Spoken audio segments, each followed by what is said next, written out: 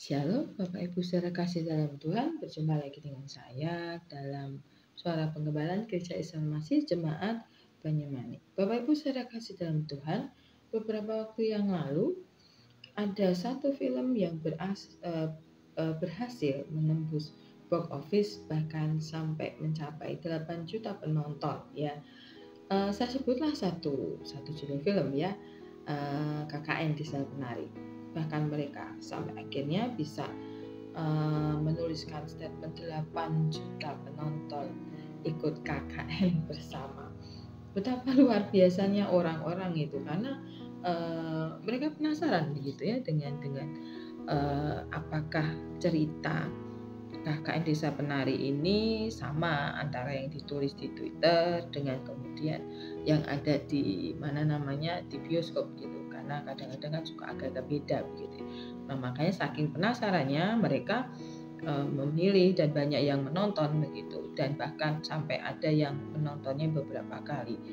Dan saking penasarannya orang-orang ini, bahkan mereka itu sampai menyelidiki begitu ya, apakah cerita ini betulan ada terjadi, true story begitu, apakah betul-betul true, apakah betul-betul apakah sesuai dengan kenyataan yang ada, atau inikah hanya kisah yang berupa kisah fiktif begitu ya.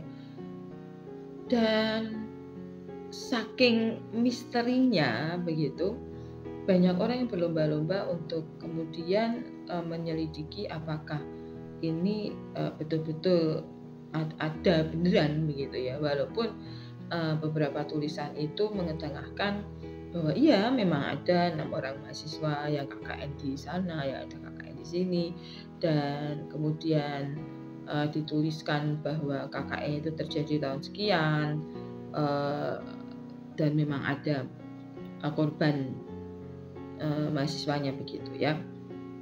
Tapi ini di sini adalah bahwa manusia itu memang dikaruniai dengan tingkat kekepoan yang sangat luar biasa ya.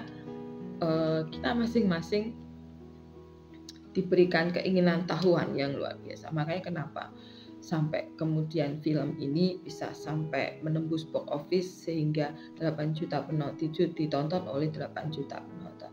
Kenapa? Ya karena banyak orang merasa pengen tahu gitu, sebenarnya ini apa gitu, apalagi dengan dibumbui banyak sekali di media sosial, entahkah di aplikasi tuk-tuk ataukah mungkin di aplikasi Smack atau aplikasi yang lainnya begitu ya, yang mengetengahkan tentang film ini gitu.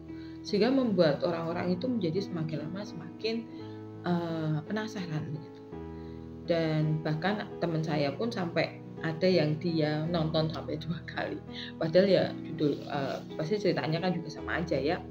Mau nonton sekali, mau 2 kali, 3 kali pun gitu, karena filmnya sama yang dia tonton begitu. Tapi di sini keinginan tahuan seseorang untuk menguak suatu misteri, apakah cerita ini betul-betul based on true story begitu,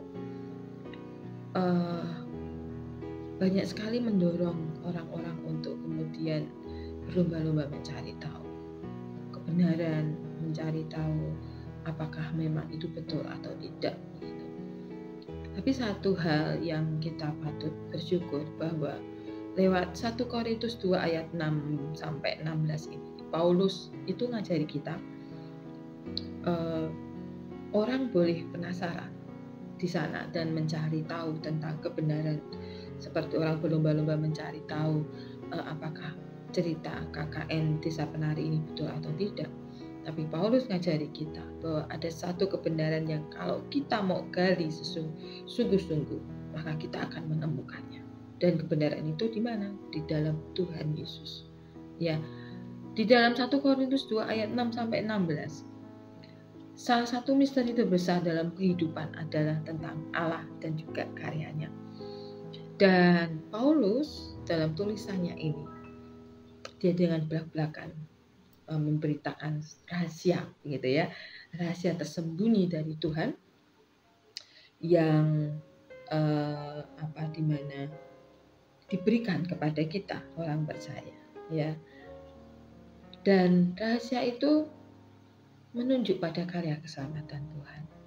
Kita tidak perlu lagi kepo sampai seperti orang-orang di luar sana gitu. It's okay kita mau kepo, tapi kepolah tentang kebenaran firman Tuhan. Carilah kebenaran firman Tuhan, carilah tentang hikmat Tuhan. Jangan kita penasaran dengan kehidupan orang lain. Jangan kita penasaran dengan film beneran berdasarkan kehidupan nyata atau tidak. Itu adalah hal yang sia-sia saja ya Bapak Ibu saudara. Tapi alangkah sangat luar biasanya kekepoan kita arahkan kepada Tuhan. Rasa penasaran kita arahkan kepada kebenaran firman Tuhan. Dan kita akan menemukan di situ hikmat Tuhan. Hikmat yang beda sekali dengan hikmat-hikmat yang ada di luar sana. Ya. Nah, Paulus menuliskan di sini ada dua hal tersembunyi tentang Allah yang ditulis oleh Paulus, ya, yaitu tentang kematian dan kebangkitannya, dan hal itu disingkapkan kepada manusia, khususnya kita orang percaya, ya. Dan rahasia itu tersingkap bukan oleh hikmat dan pengetahuan secara ini saja ya Bapak Ibu, tapi oleh Roh. Melalui Roh Kudus kita bisa ngerti, kita bisa tahu hikmat Tuhan itu seperti apa.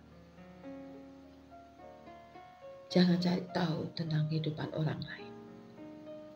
Jangan cari tahu tentang kelemahan orang lain. Jangan cari tahu orang itu bersalah atau tidak. Cari tahulah tentang kebenaran firman Tuhan. Cari tahulah tentang hikmat Tuhan. Misteri-misteri yang ada di dalam Alkitab. Temukan itu. Mungkin kita sering merasa hopeless ketika dalam kehidupan sehari-hari kita menemukan kesulitan untuk kita bisa memahami akan rencana Tuhan. Kalau kita bisa sekepo itu dengan kehidupan orang lain, mengapa kita tidak sekepo itu untuk temukan hikmat Tuhan dengan bantuan Roh Kudus? Temukan.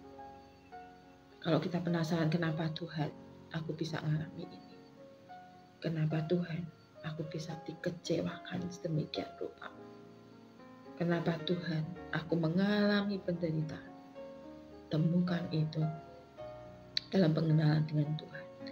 Temukan itu ketika kita berhadapan dengan Tuhan.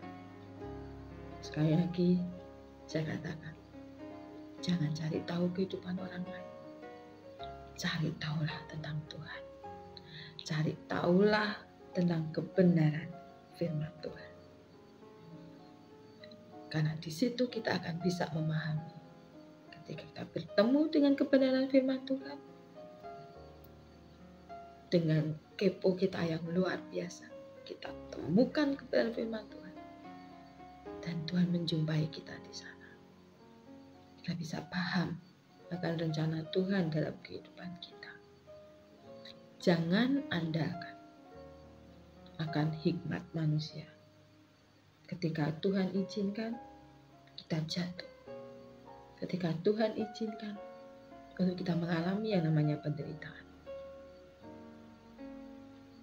Jadikan segala apapun yang terjadi dalam hidup kita untuk kita bisa semakin dekat dengan Tuhan. Biar misteri ilahi itu disingkapkan dalam pengenalan kita akan Tuhan, dalam kedekatan kita akan Tuhan. Selamat mencari misterinya Tuhan Yesus dalam kehidupan kita dengan Roh Kudus yang menyertai. Haleluya. Amin.